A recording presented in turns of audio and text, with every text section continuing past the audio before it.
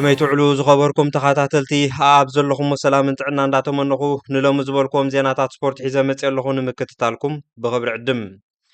على فيفا جواني إفانتينو بحدث تحابيرتاتات يخصص اللوم بمسارة برتاناويت غازيتا ذا غارديان زوص حابيرتا جواني إفانتينو نتي أزي أكارا خارز نبرنا أوروبا سوبر ليج بروجكت والاكوا بجهدو كم زي دقفو انت قلت بسفح إيدو يأتيو كم زي نبروين تقليتم ኣብ መንጎ እቲ ሓድሽ ሊግን ዓለም ለኻዊ ፌደሬሽን ማለት ፊፋን ናይ ስምምዕ ንድፊ ነይሩ እዩ ትብል እዛ ጋዜጣ ዓለም ለኻዊ ፌደሬሽን ኩዕሶ እግሪ ፊፋ ኣብ ሞሮኮ ኣብ ዝካየድ ናይ ህፁፅ ኣኼባ ድሕሪ ምውፅኡ ነቲ ኣከራኻሪ ፕሬዚደንት ኢፋንቲኖ ዘለዎ ሙሉእ ብምሉእ ደገፉ ኣረጋጊፁ ክትብል ዊን ዘጋርዲያን ትውስኽ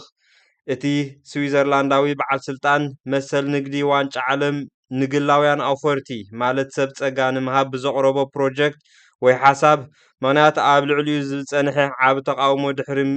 ምግላፁ ዝሰዓበ ኮይኑ ሕጂ እውን ኣብ ትሕቲ ፅኑዕ ፀቕጢ ይርከብ ከም ዘሎ ዘጋርዲያን ኣብ ዘውፀቶ መግለፂ ኣፍሊጣ እቲ ናይ ኩዕሶ እግሪ መራሒ ኣካል ንብዙሓት ነቐፍቲ መልሲ ብምሃብ ፊፋ ኣብ ልዕሊ ቅንዕኑ ዝግበር ዝኾነ ይኹን ፀረ ቃልሲ ኣይክንዕገሶን ኢና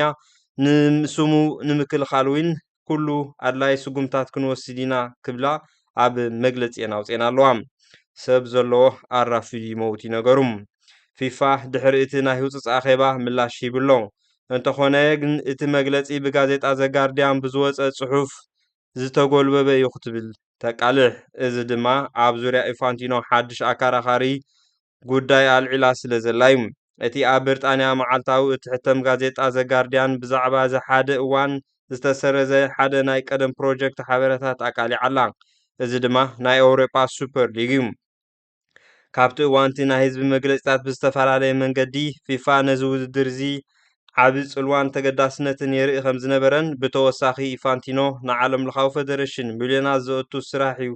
ዝሪኦ ከም ዝነበረን ኢላ ኣቃሊሓ ከም ዘላዊን ይሕበር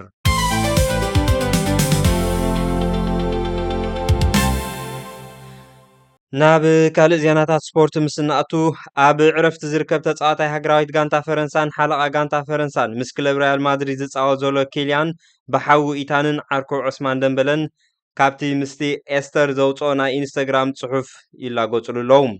ድሕሪ ናይ ሓያለ ሰሙን ወረታት ኣብ ናይ መወዳእታ ናይ ኢንስታግራም ሕሳቡ ዝፀሓፈ ፅሑፍ ዓብዪ ግብረ መልሲ ኣስዒቡሎ ብዙሓት ተጠቀምቲ ኢንተርነት ኣብቲ ኣብ ዕረፍቲ ኮይኑ ዘውርዶም ስእልታቱ ጥራይ ከተክሩ ከለዉ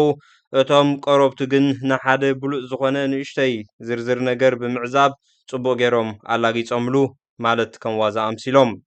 ድሕሪ ዋንጫ ዓለም ምዝዛሙ ኪልያን ናብ ሪያል ማድሪድ ተመሊሱ ናብ ሜዳ ቅድሚ ምእታው ኣብዚ ሕጂ እዋን ኣብ ዕረፍቲ እዩ ዝርከብ እዚ ፈረንሳዊ ናይ ዕረፍቲ ግዚኡ ከመይ ከም ዝሕልፎ ዘሎ ዝተፈላለየ ስእልታቱ ኣሰኒዩ ኣብ ናይ ኢንስታግራም ሕሳቡ ንህዝቢ የካፍለሎም كلهم ناي قربا تعذبتو دما باتوكروت يكاتاتلو ከም ዘለው ይፍለጥ